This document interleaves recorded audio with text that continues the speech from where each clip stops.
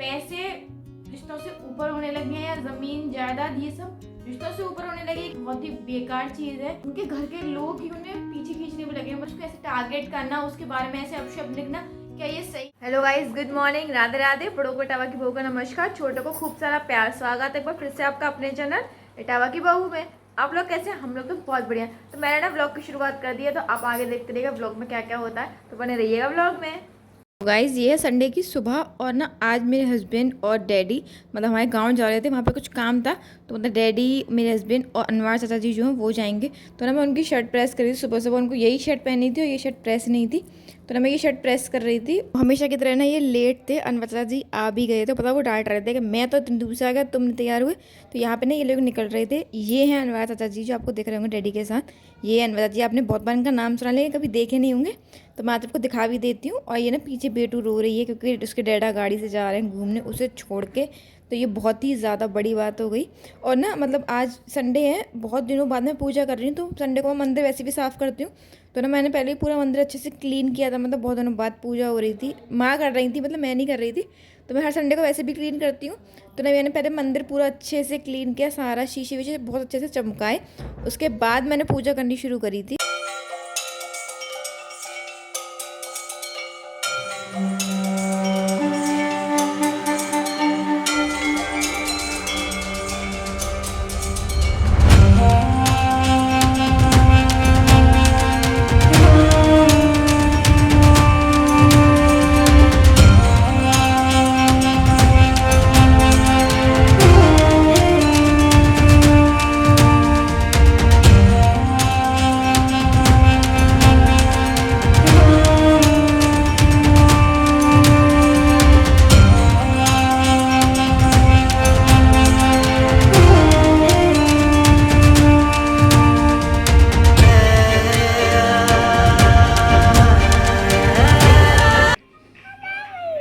दे दो खाना, दे दो।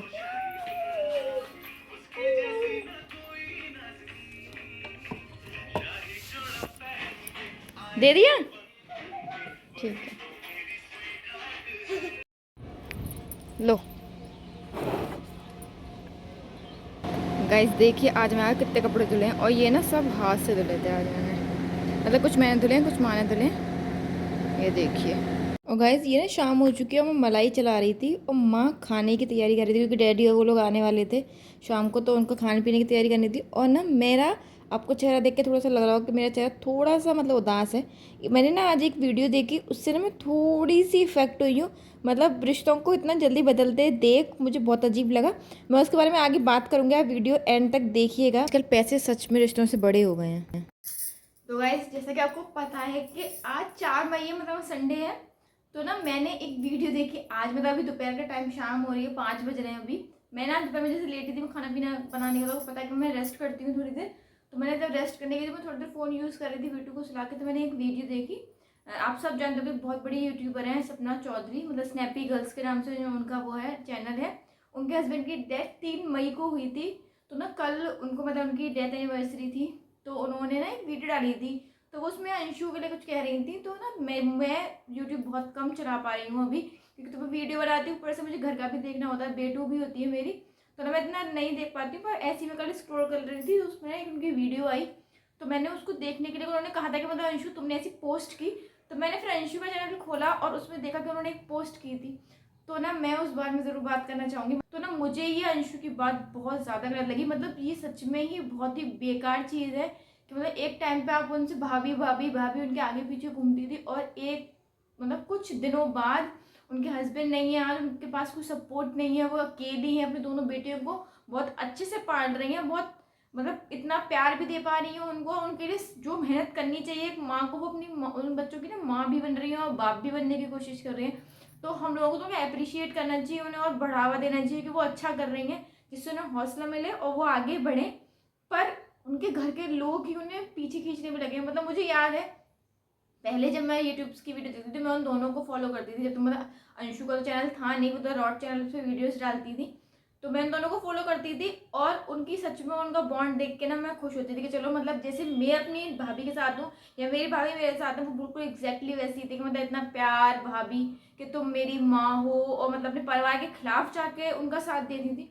पर अब अचानक ऐसा क्या हो गया है जो सारी कमी सपना में आ गई है। मतलब मुझे याद है अभी तक मैंने सपना का कोई ऐसा वीडियो नहीं देखा जिसमें सपना ने आपकी पुरानी किसी बात पर आपकी बुराई करी हो कि अंशु पहले ऐसा करती थी या पहले ऐसा करती थी। पर आपने उनकी बहुत सारी वीडियोस पे ऐसा कर दिया कि वो तब ऐसा करती थी, उन्होंने मेरा हाथ तोड़ा था, उन्होंने मुझे मारा था, उन्होंने मम्मी को मारा था। मतलब आपने ऐसी वीडियोस बहुत सारी बनाई हैं। मैंने सपना की एक भी वीडियो नहीं देखी जिसमें उन्होंने आपको पहले किया हो। अगर आपको पहले ही सपना से दिक्कत थी तो आप इतने साल चुप क्यों रही, मतलब आपने इतने दिनों तक क्यों नहीं बोला, आपने ये टाइम क्यों लिया कि उनके हस्बैंड नहीं है उनके साथ, उनके पास कोई सपोर्ट नहीं है और अब आप उन्हें डाउनग्रेड कर रहे हैं। तो ये गलत है। मतलब आप कर भी कैसे सकती हो ऐसे। ऐसे अगर आप करोगे तो कोई भाभी कैसे अपनी ननद पे विश्वास कर पाएगी और कैसे उसे बहन की तरह प्यार कर पाएगी।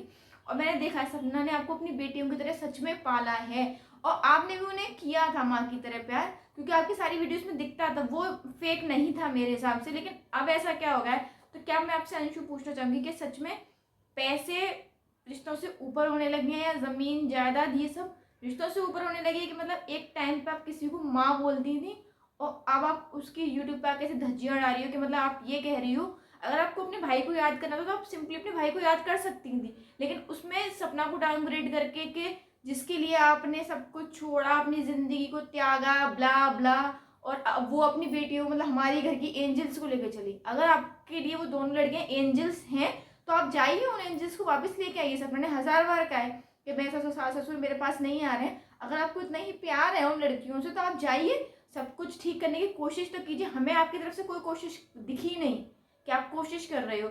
आपको सिर्फ जमीन जायदाद पैसे से मतलब है। आपने उन लड़कियों को प्यार करने की, उन्हें अपनाने की कोशिश की ही नहीं। जब से आप लोग अलग हुए हो, गए तो आप दोनों थे, तो जब आपके मम्मी पापा मतलब बुआ जी फूफा जी आपको मनाने आ सकते हैं, आपको लेने आ सकते हैं, तो क्या वो अपनी बहू और अपनी पोतियों को लेने नहीं आ सकते? तो मेरा आप लोगों से यही सवाल है, आप लोग जो मुझे देखते हैं आप मुझे बताइएगा कि ये गलत है कि नहीं है किसी एक विधवा औरत को उसके पति की, जिस दिन उसके पति उस दुनिया को छोड़ कर चला गया उस दिन उसको ऐसे टारगेट करना, उसके बारे में ऐसे अपशब्द लिखना, क्या ये सही है? माना आप उनके परिवार में हो लेकिन आपको हक किसी ने नहीं दिया कि आप किसी विधवा लड़की का मजाक बनाओ या उसके रिश्तों का मजाक बनाओ या फिर उसकी इज्जत को ऐसे उछालो। तो मैं आप लोगों से भी पूछना चाहूंगी कि क्या जो मैंने कहा वो सही है? अगर आपको सच में लगता है कि मैंने जो कहा वो सही है तो आप प्लीज़ सपना को सपोर्ट कीजिएगा।